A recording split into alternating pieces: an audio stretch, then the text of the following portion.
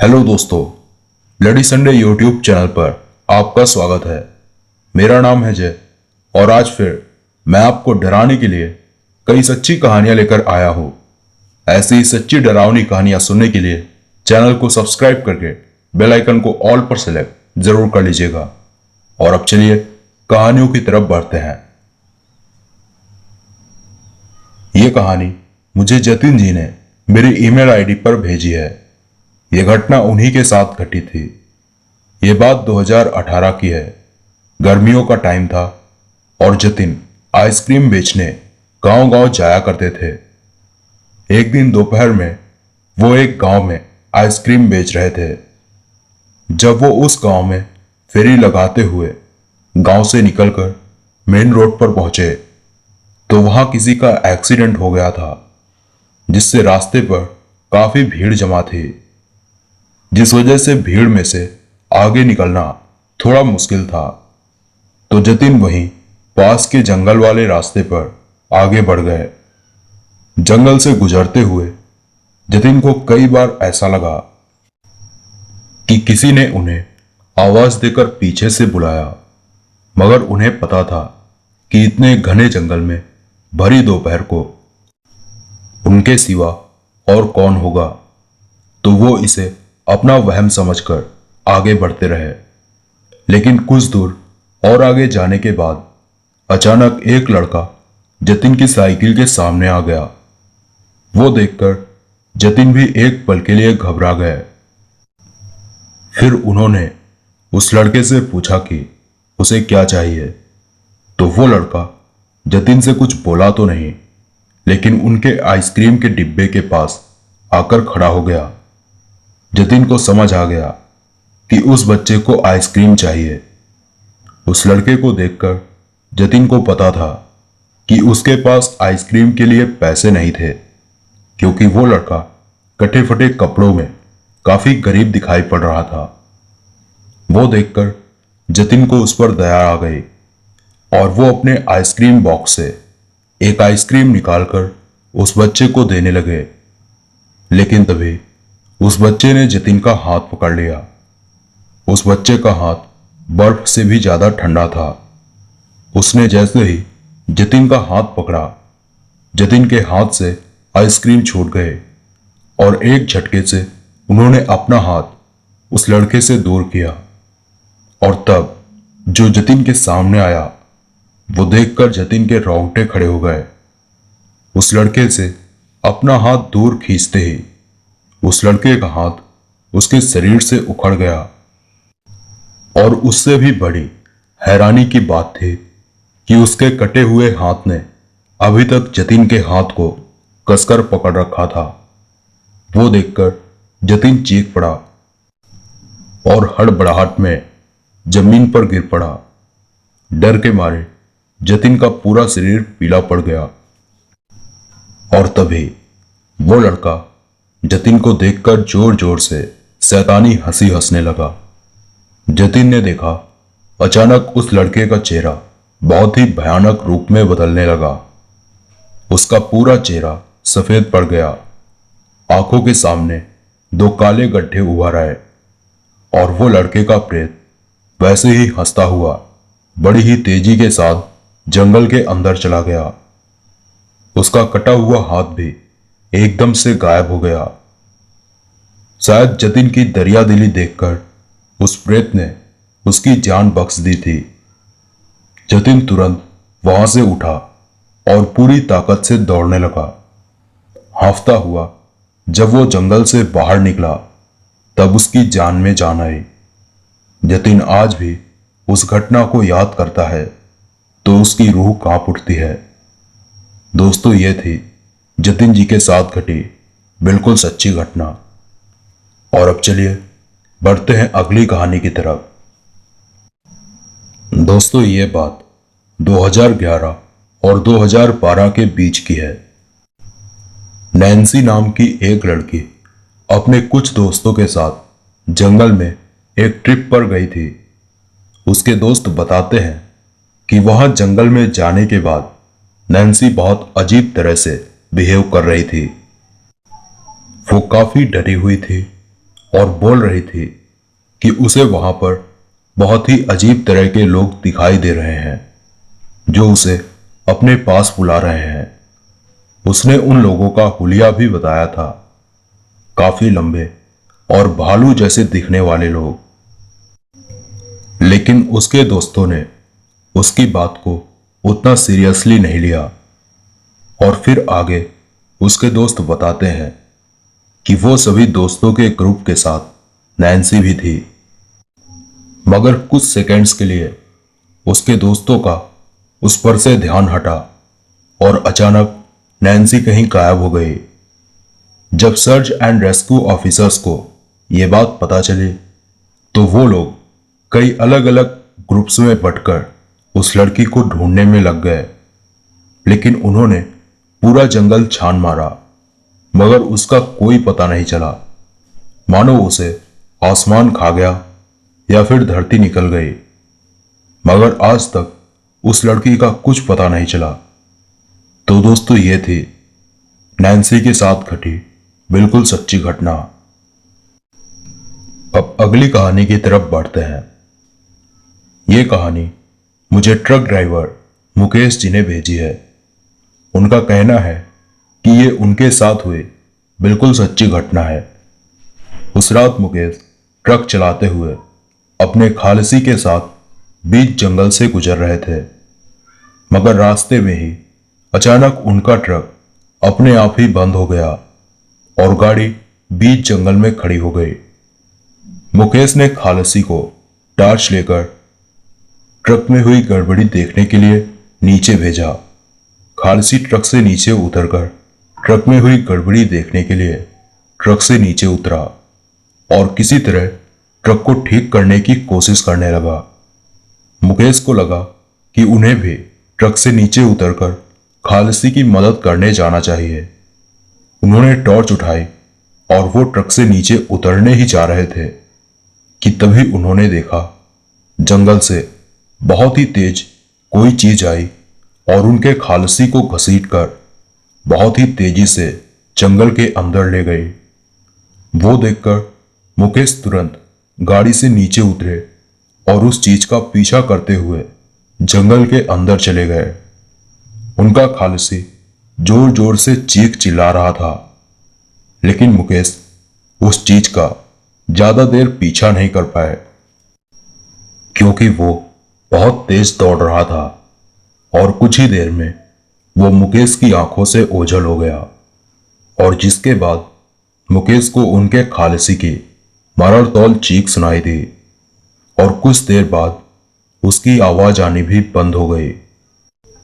मुकेश समझ गए कि जरूर उस भयानक जीव ने उनके खालसी को मौत के घाट उतार दिया है। गनीमत थी जंगल से भागकर जैसे ही मुकेश ट्रक पर चढ़े और ट्रक को स्टार्ट करने की कोशिश की तो ट्रक स्टार्ट हो गया और वो जल्दी से वहां से निकल गए। मुकेश ने उस अजीबोगरीब जीव का हुलिया भी बताया है। उनके मुताबिक वो जीव लंबे कद का था और इंसानों की तरह चलता था और उसका सर किसी हिरण के जैसा था। वो बताते हैं कि वो अजीब तरह से दिखने वाला भयानक जीव उनके खालसी को किसी पॉलीथीन के पैकेट की तरह उठाकर ले गया था। मतलब उनका खालसी भी हट्टा कट्टा था, मगर उसे उठाकर ले जाने में उस जीव को किसी तरह की कोई दिक्कत नहीं हुई थी। मतलब साफ है कि वो जो कुछ भी था बहुत ही चालाक और ताकतवर था।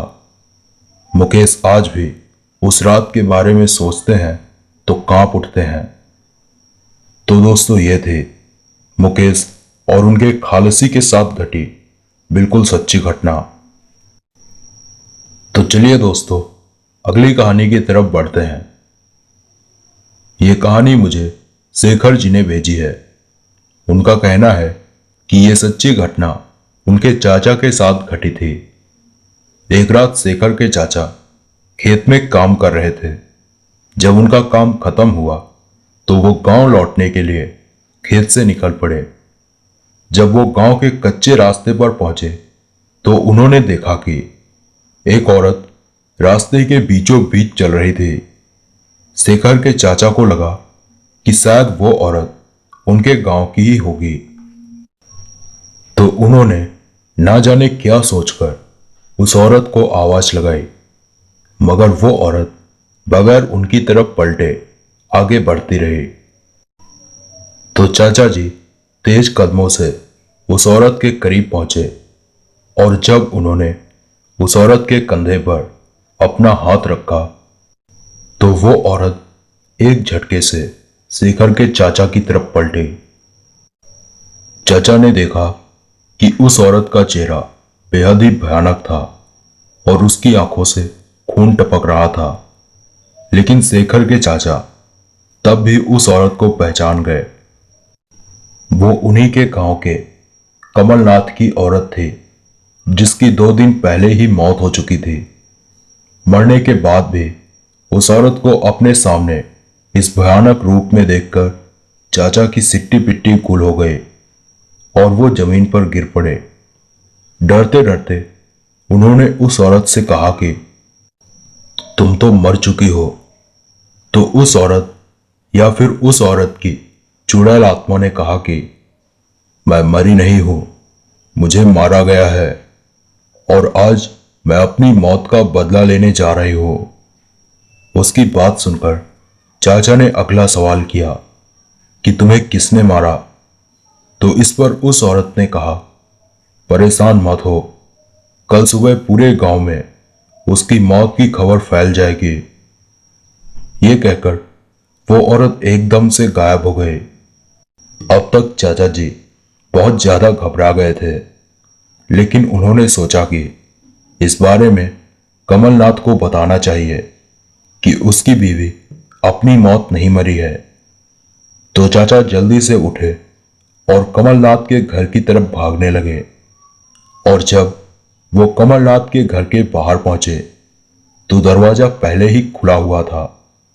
चाचा कमलनाथ के घर के भीतर पहुंचे तो उन्होंने देखा फर्श पर खून ही खून बिखरा हुआ पड़ा था। वो देखकर चाचा बहुत ज्यादा डर गए। वो उस खून का पीछा करते हुए एक कमरे तक पहुंचे तो वहां उन्होंने जो देखा उनके रोंगटे खड़े हो गए। कमरे में कमलनाथ की लाश विवस्त हालत में पड़ी थी और उसके ठीक बगल में उसकी चुड़ैल बन चुकी औरत खड़ी थी, जो अपने हाथों पर निकले बड़े बड़े नाखूनों से कमलनाथ का पेट फाड़ रही थी। वो भयानक नजारा देखकर चाचा की जान हलक को आ गई और वो कमलनाथ के घर से भागकर सीधा अपने घर पर आकर रुके और उन्होंने अपने आप को कमरे में बंद कर लिया। उसके बाद कई दिनों तक उन्हें तेज बुखार रहा और वो जरा सी तेज आवाज सुनकर भी कांप उठते थे। लेकिन फिर धीरे धीरे चाचा में सुधार होने लगा और आज वो बिल्कुल ठीक हैं। तो दोस्तों, ये थी शेखर जी के साथ घटी बिल्कुल सच्ची घटना और ये बात तो साफ हो चुकी है कि अपनी बीवी की मौत के पीछे कमलनाथ का ही हाथ था। तभी वो औरत मरने के बाद चुड़ैल बनकर अपने पति से अपनी मौत का बदला लेने आई थी। अगली कहानी की तरफ बढ़ते हैं। मेरा नाम प्रतीक है। यह मेरे साथ हुई बिल्कुल सच्ची घटना है। ये बात मुझे ठीक से तो याद नहीं, पर शायद मेरे साथ यह घटना 2-3 साल पहले घटी थी। दरअसल मैं काम के सिलसिले में दूसरे शहर आया हुआ था। कुछ दिनों बाद काम खत्म करके मैं वापस लौट रहा था। रात काफी हो चुकी थी। जब मैं बस स्टॉप पर पहुंचा तो उस वक्त वहां कोई भी नहीं था। तो मैं बस स्टॉप पर अकेला ही था। उस वक्त रात के 12 बजने वाले थे और कुछ देर में ही बस आने वाली थी। मैं वहां खड़ा बस के आने का इंतजार कर ही रहा था कि तभी मेरी नजर रास्ते के दूसरी तरफ पड़ी, जहां पर एक आदमी मेरी ही तरह अकेला खड़ा था और वो मुझे अजीब ढंग से घूरे जा रहा था। बहरहाल मैंने उस आदमी पर ज्यादा ध्यान नहीं दिया, लेकिन फिर कुछ देर बाद जब मैंने दोबारा सामने देखा तो वो आदमी वहां पर नहीं था। शायद वो कहीं जा चुका था। यही सोचकर मैं वैसे ही बस के आने का वेट करने लगा, मगर तभी किसी ने मुझे पीछे से आवाज दी। आवाज सुनते ही मैंने पीछे पलटकर देखा, मगर वहां पर मेरे अलावा कोई भी नहीं था, जिस वजह से मैं थोड़ा घबराने लगा। और जैसे ही मैं सामने की तरफ पलटा तो मैंने देखा कि वो ही आदमी मेरे सामने खड़ा था और ठीक वैसे ही मुझे घूरे जा रहा था। उस आदमी को अचानक अपने सामने देखकर मैं थोड़ा घबरा सा गया और मैंने उस आदमी से पूछा, क्या है भाई, क्या चाहिए? मगर मेरे इस सवाल का उस आदमी ने कोई जवाब नहीं दिया। तो इस पर मैंने थोड़ा चिढ़ते हुए दोबारा उस आदमी से कहा, जवाब क्यों नहीं देते? कौन हो तुम? तुम्हारी मौत। और इतना कहते ही वो आदमी बिल्कुल ही बदल गया था। उसका चेहरा बेहद ही भयानक हो गया था और उसकी आंखों में मानो लाल खून उतर आया था। वो देखकर खौफ से बस मेरी जान निकलने ही वाली थी। मैंने तुरंत वहां से भागने की कोशिश की, मगर मैंने कोशिश की ही थी कि तभी उस आदमी ने मेरी गर्दन पकड़ ली।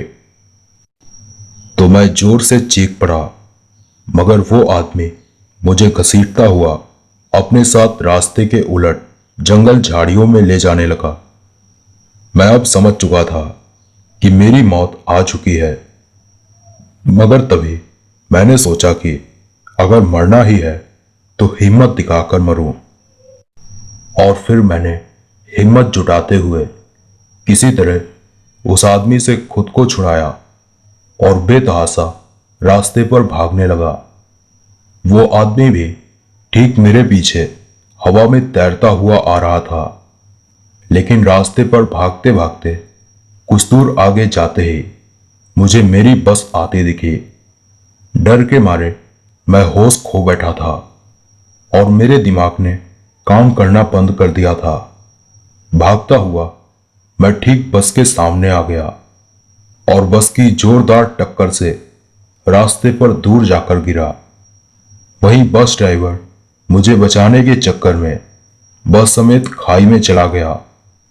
रास्ते पर मैं खून से लथपथ पड़ा हुआ था और अब मेरे ऊपर बेहोशी छा गई थी। मगर तभी मैंने देखा वही भयानक शक्ल वाला आदमी मुझसे कुछ दूर खड़ा मुस्कुराए जा रहा था और तभी मेरी आंखों के सामने अंधेरा छा गया और अब मैं बेहोश हो गया। जब मैं होश में आया तो हॉस्पिटल में मेरा इलाज चल रहा था। 2 दिनों तक हॉस्पिटल में रहने के बाद मुझे हॉस्पिटल से डिस्चार्ज कर दिया गया। हॉस्पिटल से निकलने के बाद जब मैंने वहां के लोगों से उस भयानक चेहरे वाले आदमी के बारे में पूछा तो उन लोगों ने बताया कि दरअसल वो आदमी जब 22 साल का था तब उसका एक्सीडेंट हो गया था, जिसमें उसकी जान नहीं बचाई जा सकी। ठीक तभी से उसका भूत बस स्टॉप वाले रास्ते पर लोगों के बहुत ही भयानक एक्सीडेंट करवाता है। वो तो आपकी किस्मत अच्छी थी कि आपकी जान बच गई, वरना अब तक कई लोगों को उसी रास्ते पर उस भूत ने मौत के घाट उतार दिया है। उन लोगों की बातें सुनकर मैं तो दंग रह गया। और फिर इसके बाद कभी भी मेरा वहां जाना नहीं हुआ। तो दोस्तों, ये थी प्रतीक जी के साथ घटी बिल्कुल सच्ची घटना। तो चलिए दोस्तों, अगली कहानी की तरफ बढ़ते हैं। मेरा नाम महेश है। ये मेरे और मेरे दोस्त के साथ घटी बिल्कुल सच्ची घटना है। ये बात तकरीबन 2 साल पहले की है। मैं और मेरा दोस्त प्रदीप देर रात मजदूरी करके वापस घर लौट रहे थे। रास्ता साफ था मैं और प्रदीप बातें करते हुए तेज कदमों से आगे बढ़ रहे थे। तभी प्रदीप ने मुझसे कहा, भाई, वो औरत कब से हमारा पीछा कर रही है, मुझे तो कुछ गड़बड़ लगता है। प्रदीप की बात सुनकर मैंने भी पीछे पलटकर देखा तो एक औरत जिसने लाल साड़ी पहन रखी थी वो हमारे पीछे आ रही थी। उसने अपने चेहरे पर एक घूंघट किया हुआ था। खैर, मैंने प्रदीप से कहा कि नहीं यार, वो भी हमारी ही तरह अपने घर जा रही होगी। मैं प्रदीप से बोल ही रहा था कि तभी वो ही औरत हमारे बगल में आ गई और हमारे साथ चलते हुए जोर जोर से रोने लगी। वैसे उस औरत के ऐसे अचानक से हमारे करीब आ जाने से हम दोनों घबरा गए थे, मगर उसको रोता हुआ देखकर मैंने उस औरत से कहा कि आप कौन हो और रो क्यों रही हो? तो उस औरत ने कहा, मेरे पति कहाँ हैं?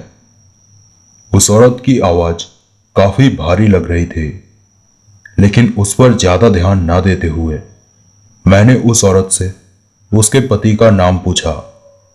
तो इस पर उस औरत ने दोबारा ठीक वही सवाल किया, मेरे पति कहाँ हैं? वो बात मुझे थोड़ी अजीब लगी, मगर फिर से मैंने उस पर ज्यादा गौर ना करते हुए उस औरत से कहा, अरे मैडम, आप मुझे अपने पति का नाम पता कुछ बताओगे, तभी मैं जान सकूंगा ना कि आप किसकी बात कर रही हो। मेरे इतना बोलते ही उस औरत ने इस बार गुस्से में आते हुए तेज आवाज में कहा, मेरे पति कहाँ हैं? उस औरत के बोलते ही मेरा दोस्त बोल पड़ा, अरे यार, लगता है कोई पागल औरत है, चल यहां से। ये कहकर प्रदीप मुझे खींचते हुए अपने साथ ले जाने लगा, मगर तभी उस औरत की गुर्राने की आवाज सुनकर हम दोनों दोबारा पीछे पलटे तो वो औरत अब पूरी तरह से बदल चुकी थी। उसका भयानक चेहरा देखकर हम दोनों दंग रह गए। उस औरत की 3 आंखें थी और उसके सर पर एक सींग निकला हुआ था और वहीं उसकी आंखों की पुतलियां बाहर निकली हुई थी जिनसे खून टपक रहा था। मैं और प्रदीप वो भयानक नजारा देखकर बर्फ की तरह जम गए। हम चीखना चाहते थे पर हमारी आवाज गले में ही अटक गई थी। तभी प्रदीप वहां से भागने लगा, लेकिन अचानक उस औरत के हाथ किसी रबड़ की तरह लंबे होने लगे और एक झटके से उसने प्रदीप का गला पकड़ लिया और उसे घसीटकर अपने पास ले आई। प्रदीप जोर जोर से रोने गिड़गिड़ाने लगा, मगर उस औरत ने तभी प्रदीप की आंखों में अपनी उंगली डालकर उसकी पुतलियां बाहर निकाल ली और बहुत ही बुरी तरीके से वो उन पुतलियों को चबा गई, जिस वजह से प्रदीप की चीखें पूरे इलाके में फैल गई। वो उस प्रेत आत्मा की चपेट में जोर जोर से रोने गिड़गिड़ाने लगा और उससे जान की भीख मांगने लगा, मगर तभी उस प्रेत आत्मा ने प्रदीप का गला फाड़ दिया और उसके गले की हड्डी को बाहर निकालकर चबाने लगी। प्रदीप की तड़प कर मौत हो गई और मैं जैसे तैसे वहां से अपनी जान बचाकर भागा। बाद में मुझे पता चला कि हमारे साथ हुई घटना के 2 दिन पहले ही एक औरत और उसका पति वही रास्ते से गुजर रहे थे। तभी एक अनियंत्रित ट्रक उन्हें कुचलता हुआ आगे निकल गया, जिस वजह से उन दोनों की मौत हो गई। ठीक तभी से उस औरत की प्रेत आत्मा उस रास्ते पर दिखाई देती है और उस रास्ते से आने जाने वाले लोगों से अपने पति के बारे में पूछती है, मगर जो भी उसका मजाक उड़ाता है या उसे परेशान करता है तो वो प्रेत आत्मा अपने असली रूप में आकर उसका हमेशा के लिए खात्मा कर देती है। सच बताऊं तो इस घटना के बाद से मैं काफी खौफ में हूं और मुझे डर है कि कहीं वो प्रेत आत्मा मेरा भी वही हश्र ना करे जो उसने मेरे दोस्त प्रदीप का किया है। तो दोस्तों, ये थी महेश और उनके दोस्त प्रदीप के साथ घटी बिल्कुल सच्ची घटना। तो चलिए दोस्तों, अगली कहानी की तरफ बढ़ते हैं। मेरा नाम वैदेही है। मैं सहारनपुर की रहने वाली हूं। आज मैं आपको मेरे साथ घटी बिल्कुल सच्ची घटना से रूबरू करवाने जा रही हूं। यह बात ज्यादा पुरानी नहीं है। एक रात मैं अपनी स्कूटी से घर लौट रहे थे। रात काफी हो चुकी थी और रास्ते पर कोई भी दिखाई नहीं दे रहा था। मैं रास्ते पर आगे बढ़ ही रही थी कि तभी मेरे फोन पर कॉल आया। मैंने स्कूटी रोककर रास्ते के साइड में लगाई और कॉल रिसीव किया। मेरे पास कॉल किसी अननोन नंबर से आया था। फोन पर किसी बच्चे ने हेलो कहा। मैंने कहा, हाँ बेटा, आप कौन बोल रहे हो? तभी फोन से एक डरावनी आवाज आई, तुम्हारी मौत। वो सुनकर मैं एकदम से घबरा गई।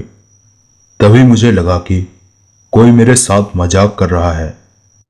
मैंने गुस्से में कहा, इडियट, दोबारा मुझे फोन किया तो तुम्हारा मुंह तोड़ दूंगी। इतना बोलकर मैंने फोन जेब में रखा ही था कि तभी मेरे ठीक पीछे से किसी बच्चे के हंसने की आवाज आई। मैं घबराकर पीछे पलटी तो मेरी चीख निकल गई। मैंने देखा मेरे पीछे एक बच्चे का भूत खड़ा था। उसका सफेद चमकदार चेहरा बहुत ही भयानक लग रहा था। वो बच्चे का भूत एकदम से मेरे सामने आ गया और उसने मेरा गला पकड़ लिया। कुछ ही देर में मेरा दम घुटने लगा और मेरी सांसें ऊपर नीचे होने लगी। मैं उस बच्चे के भूत के सामने रोने गिड़गिड़ाने लगी और मैंने उससे कहा कि मैंने तुम्हारा क्या बिगाड़ा है? तुम मेरी जान के पीछे क्यों पड़े हो? लेकिन वो बच्चे का भूत बिना मेरी किसी भी सवाल का जवाब दिए मुझे घसीटकर अपने साथ ले जाने लगा। मगर तभी रास्ते पर एक कार मेरी तरफ आने लगी। कार को आती देख वो बच्चे का भूत एकदम से गायब हो गया। कार मेरे करीब आई और कार ड्राइवर ने मुझसे पूछा, क्या हुआ मैडम, आप ठीक तो हैं? तो मैंने उस कार ड्राइवर को सारी बात बतानी चाहिए, मगर फिर मैंने उससे कहा कि हाँ, सब ठीक है, आप जाइए। वो कार वहां से चली गई। मैंने जल्दी से अपनी स्कूटी स्टार्ट की और सीधा अपने घर पहुंच गए। घर पर बिस्तर पर लेटे लेटे मैं अपने साथ हुई उस भयानक घटना के बारे में सोच रही थी और फिर कब मेरी आंख लग गई पता ही नहीं चला। आधी रात मुझे ऐसा लगा कि कोई मेरा गला दबा रहा है। मैं हड़बड़ाकर नींद से जागी तो मैंने देखा वो ही बच्चे का भूत मेरे ऊपर बैठा मेरा गला दबा रहा था। वो देखकर मैं जोर जोर से चीखने चिल्लाने लगी। तभी मेरी चीखें सुनकर मेरी मां भागकर मेरे कमरे में आई। उनके आते ही वो बच्चे का भूत फिर से हवा बन गया और मेरी आंखों से पल भर में ओझल हो गया। कमरे में आते ही मां ने पूछा, क्या हुआ बेटा, तुम इतनी जोर से क्यों चीखी? मैं भागकर मां के पास गई और उनसे लिपटकर जोर जोर से रोने लगी। फिर जब मैंने मां को सारी बात बताई तो उन्होंने कहा कि इतना सब कुछ हो गया और तुमने मुझे पहले ये सब क्यों नहीं बताया? तो मैंने मां से कहा, मैं बहुत डर गई थी। फिर मां ने कहा, चलो अब तुम आज रात मेरे साथ मेरे कमरे में चलो। वो पूरी रात मैं और मां जागते ही रहे। सुबह होते ही मां मुझे पास के मौलवी साहब के पास ले गए। मौलवी साहब ने मुझे देखते ही कहा कि इसके पीछे एक बच्चे का साया पड़ा है जो इसको मारना चाहता है। माँ ने मौलवी साहब से कहा, बाबा इसका उपाय कीजिए, कृपा करके मेरी बच्ची को बचा लीजिए। फिर मौलवी साहब ने मेरे गले में एक ताबीज पहनाया और कहा कि इसे कभी मत उतारना, वरना वो भूत तुम्हें नहीं छोड़ेगा। फिर मैंने बाबा से कहा, बाबा सिर्फ एक ताबीज से वो बच्चे का भूत चला जाएगा ना? तो बाबा ने कहा, हाँ तुम इसकी चिंता मत करो, जब तक ये ताबीज तुम्हारे गले में रहेगा वो भूत तुम्हारे पास भी नहीं आएगा। हम दोनों ने बाबा को धन्यवाद कहा और वापस घर आ गए, जिसके बाद कई रातों तक वो बच्चे का भूत मुझे मेरे घर के बाहर खड़ा दिखाई देता और गुस्से से मुझे घूरा करता, यहां तक कि वो मुझे वो ताबीज फेंक देने को भी कहता। मगर मैं समझ चुकी थी कि अगर मैंने ये ताबीज उतारा तो ये बच्चे का भूत मुझे छोड़ेगा नहीं। फिर धीरे धीरे उस बच्चे का भूत मुझे दिखना कम हो गया और फिलहाल आज की बात करूं तो अब मुझे वो बच्चे का भूत दिखाई नहीं देता है। लेकिन आज भी मैंने वो ताबीज अपनी गर्दन पर पहन रखा है। तो दोस्तों ये थी वैदेही जी के साथ घटी बिल्कुल सच्ची घटना। मेरे दोस्तों ये थी हमारी आज की कुछ डरावनी कहानियां जो कि वाकई बेहद ही खौफनाक थी। ऐसी ही सच्ची डरावनी कहानियां हर रोज सुनने के लिए ब्लडी संडे यूट्यूब चैनल को अभी सब्सक्राइब कर लीजिए और बेल आइकन को बिना घबराए ऑल पर सिलेक्ट जरूर कर लीजिएगा। मैं मिलूंगा आपसे कुछ और सच्ची डरावनी कहानियों के साथ। तब तक के लिए आप इस वीडियो को लाइक कर दीजिए, चैनल को सब्सक्राइब कर लीजिए और इस वीडियो को अपने दोस्तों के साथ शेयर जरूर कीजिएगा। Thanks for watching, take care.